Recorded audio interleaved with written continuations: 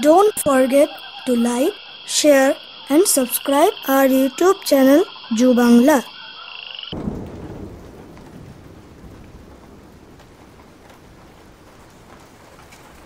আজ আমাদের আলোচনার বিষয় major histocompatibility complex.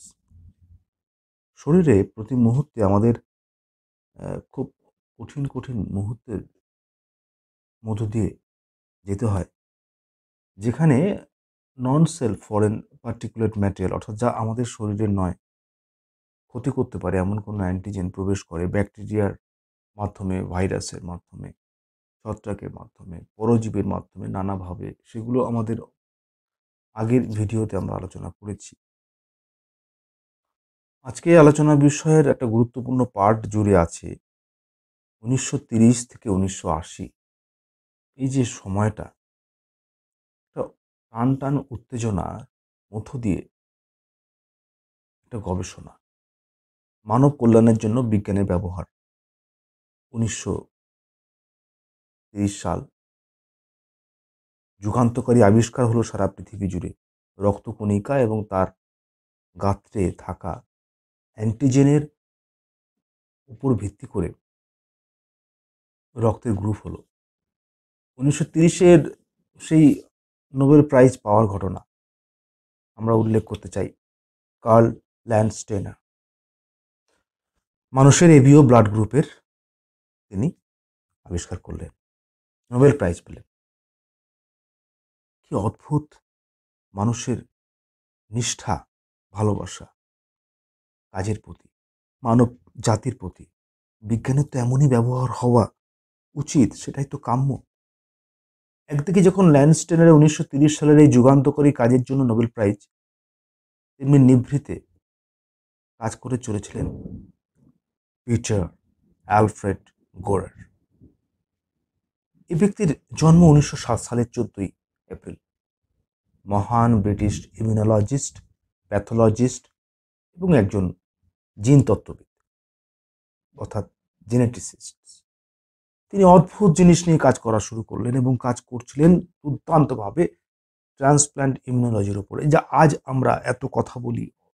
Organ transplantation, tissue transplantation, প্রতিস্থাপন করা, সহজ করে বললে বলা যায় আমাদের শরীরের হৃৎপিণ্ড হোক, যকৃৎ হোক, নানাভাবে যখন প্রতিস্থাপিত হওয়ার কথা আসে, কিডনি হোক, তখন খুব গুরুত্বপূর্ণ যে বিষয়গুলো আলোচনায় আসে,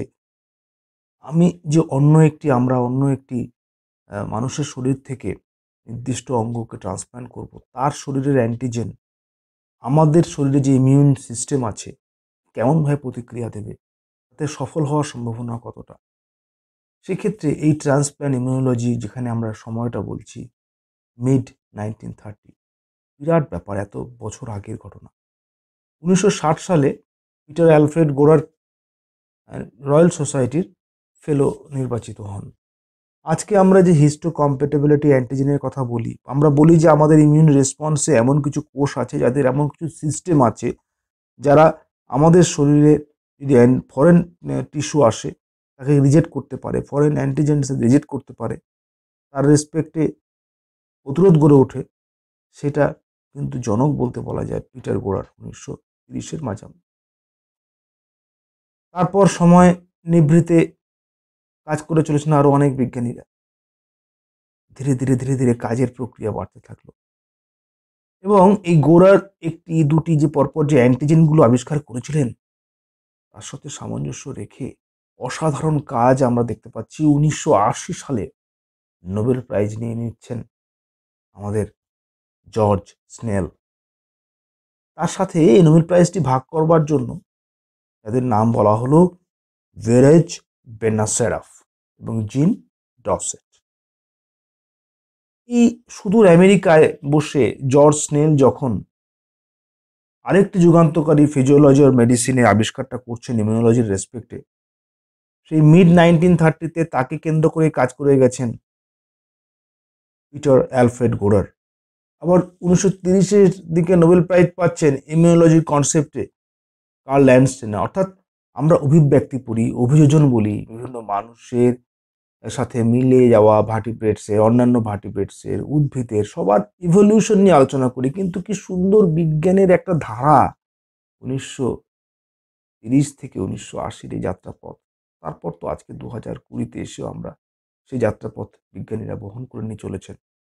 বক্তব্য উদ্দেশ্য, আজ যখন পৃথিবী অশান্ত, কোভিড-19 সংক্রমণে জর্জরিত, পরিবেশ দূষণজনিত কারণে আমরা প্রতি মুহূর্তে ভুগছি নানাভাবে, সেখানে বিজ্ঞানের কি সুন্দর ব্যবহার। এবং 1980 সালের এই নোবেল প্রাইজের মধ্যে কোন বিষয়টি আবিষ্কারটা দাঁড়িয়েছিল? Genetically determined structures on the cell surface that regulate immunological reactions, এই শব্দটা ব্যবহার করা হয়েছিল। অর্থাৎ একটা কোষের গাত্রে কেমন করে জিন দ্বারা নিয়ন্ত্রিত কিছু বিশেষ গঠন আছে যা আমাদের ইমিউনোলজিক্যাল রিয়াকশনস অর্থাৎ প্রতিরোধ ক্ষমতা নিয়ন্ত্রণকারী যে বিক্রিয়াগুলো চলতে থাকে তাকে নিয়ন্ত্রণ করে, সেই বিষয়ে তারা বললেন। মাইসের উপরে কাজ করলেন, HLA সিস্টেম তারা আবিষ্কার করলেন, অ্যান্টিজেন্স নিয়ে কথা বললেন। সেই ইতিহাসের কাহিনী আমরা জানলাম। এবার আমরা আমাদের আজকের দ্বিতীয় ফেজে যাব, যেখানে রয়েছে হিস্টো কম্প্যাটিবিলিটি কমপ্লেক্স। আমরা আজকের আলোচনা দ্বিতীয় পর্যায়ে এসে উপস্থিত হয়েছি মেজর হিস্টো কম্প্যাটিবিলিটি কমপ্লেক্স। 1930 থেকে 1980 গুরুত্বপূর্ণ ধাপগুলো আমরা আলোচনা করেছি, এমনকি বর্তমান যুগেও মেজর হিস্টো কম্প্যাটিবিলিটি কমপ্লেক্সের প্রাসঙ্গিকতা। এখানে দেখে নিই এবার আমরা তার বিভিন্ন বছরে আসা প্রশ্ন, বিভিন্ন ইউনিভার্সিটির এক্সামে তার সাথে সামঞ্জস্য রেখে কোথায় এমএসসি গুরুত্বপূর্ণ। বেশ কিছু জিনের সরাসরি সক্রিয় অংশগ্রহণের মাধ্যমে মেজর হিস্টো কম্প্যাটিবিলিটি কমপ্লেক্সের উদ্ভব। মানুষের ক্ষেত্রে ক্রোমোজোম 6 নাম্বার এবং মাইসের ক্ষেত্রে 17 নম্বর ক্রোমোজোমে এর উৎপাদনের সঙ্গে সম্পর্কিত জিনগুলির উপস্থিতি লক্ষ্য করা গেছে।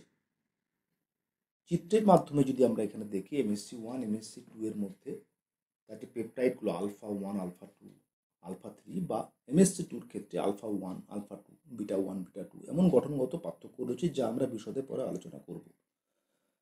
MSC human leukocyte antigen complex বা HLA মানুষের ক্ষেত্রে এবং মাইসের ক্ষেত্রে H2 কমপ্লেক্স বলে পরিচিত। মূলত 1, 2, 3 তিনটি MSC জিনের কথা আলোচিত হলো। 1 এবং 2 বহুলভাবে আলোচিত। 1 এর ক্ষেত্রে যেমন গ্লাইকোপ্রোটিন বৈশিষ্ট্য সম্পন্ন কিছু নিউক্লিয়াস সমৃদ্ধ কোষের গাত্রে স্থিত উপাদানের কথা বলা হচ্ছে। ক্লাস 2 এর ক্ষেত্রে বলা হচ্ছে তারা এমন গ্লাইকোপ্রোটিন সংশ্লেষের সাথে যুক্ত যেগুলি অ্যান্টিজেন প্রেজেন্টিং সেল বা এপিসির সাথে যুক্ত। এবং ক্লাস 3 জিন এমন কিছু প্রোডাক্ট তৈরি করে যারা সরাসরি ইমিউন প্রসেসের সঙ্গে MSC 1 বা 2 এর মতন যুক্ত না হলেও তার গুরুত্ব রয়েছে। আমরা দেখে নিই কীভাবে MSC মলিকিউল শরীরের বিভিন্ন অংশে ছড়িয়ে ছিটিয়ে রয়েছে। MSC 1 মলিকিউলগুলোর প্রচণ্ড পরিমাণে দেখতে পাই আমরা লিম্ফোসাইটের ক্ষেত্রে। তুলনামূলকভাবে কম মাত্রায় রয়েছে ফাইব্রোব্লাস্ট, মাসেল সেলস, নিউরাল সেলের ক্ষেত্রে। যকৃতে খুব তাৎপর্যপূর্ণভাবে কম থাকা একটা সুবিধা যেটা হয়েছে যে টিস্যু ট্রান্সপ্ল্যান্ট যেটা নিয়ে আলোচনা আমরা করেছিলাম এর প্রথম পর্যায়ে, তো এখানে লিভার ট্রান্সপ্ল্যান্টেশনের সুবিধা হয়। ক্লাস 2 মলিকিউলসগুলো মূলত ম্যাচিওর বি সেলের ক্ষেত্রে প্রচুর পরিমাণে দেখা যায়, তাছাড়াও মনোসাইট, ম্যাক্রোফেজ, ডেন্ড্রাইটিক সেলে দেখা যায়। MSC 3 কিন্তু কোনো মেমব্রেন প্রোটিনস নয় এবং অ্যান্টিজেন প্রেজেন্টেশনও বিশাল রোল প্লে করে না, কিন্তু তারা কোথায় কোথায় পাওয়া যায় আমরা দেখেছি যে কমপ্লিমেন্ট সিস্টেম যে আমরা অন্যান্য ভিডিওতে আলোচনা করেছি তার যে উপাদান C2, C4A, C4B সেগুলো গঠনের ক্ষেত্রে সেগুলোর উপাদান একটা উদাহরণ। অনেক সময় হাইড্রোক্সিলেজ এনজাইম একটা উদাহরণ বলতে পারি আমরা। টিউমার নেক্রোসিস ফ্যাক্টর রয়েছে, TNF আলফা বিটা তাদের উদাহরণ রয়েছে। তো হেড শক প্রোটিন তাদের উদাহরণ রয়েছে। অর্থাৎ MSC 1 এর 2 এর সাথে MSC 3 উদাহরণ অনেক সময় আসতে পারে, সেক্ষেত্রে কিন্তু লিখতে হবে। ভিডিওটি শেষ পর্যন্ত সকলকে দেখার জন্য অনুরোধ করছি। তাহলে ইউনিভার্সিটির বিভিন্ন পরীক্ষায় আসা প্রশ্নগুলো উপর ভিত্তি করে আমরা যে আলোচনাগুলো করছি সে আলোচনাগুলো আমাদের কাজে লাগবে। অ্যান্টিজেন প্রসেস করে সঠিকভাবে পৌঁছে দেওয়ার দায়িত্ব ইমিউন রেসপন্স সেলের কাছে MSC 1 এবং 2 তুলে নেয়। দুটি পদ্ধতিতে অ্যান্টিজেন প্রসেস করা হয়, মূলত সাইটোজলিক অর এন্ডোজেনাস প্রসেসিং পাথওয়ে আর একটি এন্ডোসাইটিক প্রসেসিং পাথওয়ে।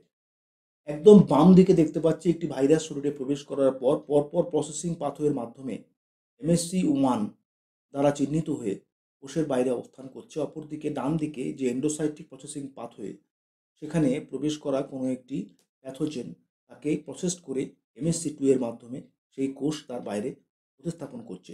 তো এখানে MSC 1 এবং MSC 2 যে অ্যান্টিজেন প্রসেসকে নিয়ে বাইরে অপেক্ষা করছে, তা আমাদের ইমিউন সেলসকে চেনানোর জন্য, বোঝানোর জন্য যে কেমন ধরনের অ্যান্টিজেন সে নিয়ে এসেছে এবং কেমন ধরনের তাদের মধ্যে পারস্পরিক বোঝাপড়ায় ইমিউন রেসপন্স গড়ে উঠবে। মোড অফ অ্যাকশন যদি আমরা দেখি, সেখানে ইন্টারসেলুলার এই চেনা জানাটা খুব গুরুত্বপূর্ণ। কোন অ্যান্টিজেন আমাদের শরীরের, কোন অ্যান্টিজেন আমাদের শরীরের নয়, সেটা জানা খুব গুরুত্বপূর্ণ। এবং তার উপর ভিত্তি করে টি সেল MSC কাজ করে, সেটা আমরা আগের ভিডিওতে দেখেছি, আলোচনা করেছি। যেমন এখানে দেখতে পাচ্ছি বি সেল কী করে অ্যান্টিজেন নিয়ে এলো, তার সঙ্গে MSC 2 আছে, তার পাশে TH সেল আছে, CD4 গ্রিন পোর্শন TH সেলে যেখানে TCR রয়েছে। এভাবে তারা একে অপরের পারস্পরিক বোঝাপড়া একটা অ্যান্টিজেনকে নিয়ে তার প্রপার ইমিউন রেসপন্স দিচ্ছে। সবচেয়ে গুরুত্বপূর্ণ পোর্শন যেটা আসবে পরীক্ষায়, অনুমান করা হয় MSC 1 এবং MSC 2 এর মধ্যে পার্থক্য। এই পার্থক্যের মধ্যে যে ক্যারেক্টারগুলো ফুটে উঠছে, প্রথমে একদম বাম দিকে যে দুটি চিত্র রয়েছে, TC সেল, বি সেল এবং TH সেল, এই চিত্র দুটি খুব সহজ করে দেখানো হয়েছে, আমাদের প্র্যাকটিস করতে হবে। সেখানে আমরা খুব পরিষ্কার করে দেখাচ্ছি এখানে যে TC সেল কেমন ধরনের উপাদান ক্যারি করছে, CD3, CD8, TCR। অপরদিকে MSC 1 নিয়ে এসছে একটি অল্টারড সেলফ সেল। আবার তুলনামূলকভাবে বি সেল দেখা যাচ্ছে এখানে অ্যান্টিজেন নিয়ে আসার পর MSC 2 ক্যারি করছে, যেখানে TH সেল তাকে শনাক্ত করছে। সরাসরি পার্থক্য যদি আসি, পেপটাইড যে আবদ্ধ হবে MSC 1 এবং MSC 2 এর সাথে, সেটা কোথায় আবদ্ধ হবে, কি অবস্থায়? প্রথম ছবি ক্লাস 1 মলিকুলে দেখতে পাচ্ছি আলফা 1 আলফা 2 এমনভাবে আবদ্ধ আছে, তার দুটো প্রান্তই কিন্তু বদ্ধ, ক্লোজড অ্যাট বোথ এন্ডস। সেখানে ক্লাস 2 মলিকুলের ক্ষেত্রে কিন্তু ওপেন অ্যাট বোথ এন্ডস, আমরা কোনো দুটো দিকেই ওপেন দেখতে পাচ্ছি। এবং দ্বিতীয় যে গুরুত্বপূর্ণ বিষয়, যে পেপটাইডটা আবদ্ধ হবে এখানে, তার তো একটা লিমিটেশন থাকতে হবে সাইজের। MSC 1 এর ক্ষেত্রে 8 থেকে 10টা অ্যামাইনো অ্যাসিডের মধ্যে সীমাবদ্ধ, সেখানে সংখ্যাটা 13 থেকে 18 ক্লাস 2 মলিকুলের ক্ষেত্রে।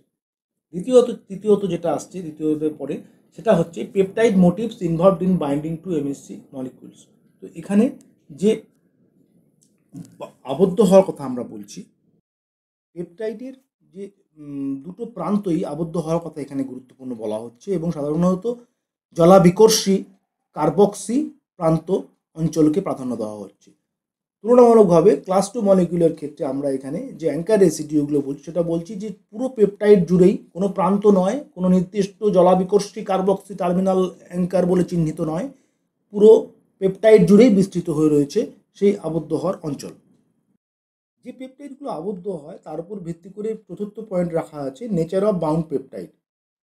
যে স্ট্রাকচারটি রয়েছে, সে দুটো প্রান্তেই MSC ক্লেফটের সঙ্গে আবদ্ধ হলো, মাঝের যে অঞ্চলটা আছে সেটা MSC মলিকুল থেকে একটু দূরত্ব বজায় রাখতে পছন্দ করে, স্বচ্ছন্দ বোধ করে।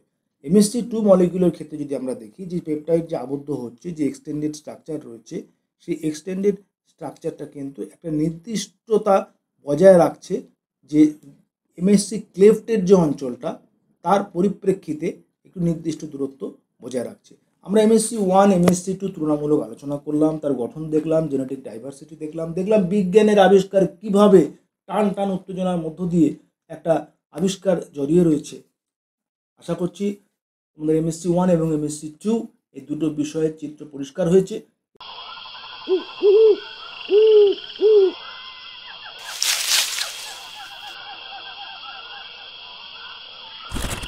cbcsgeology.org.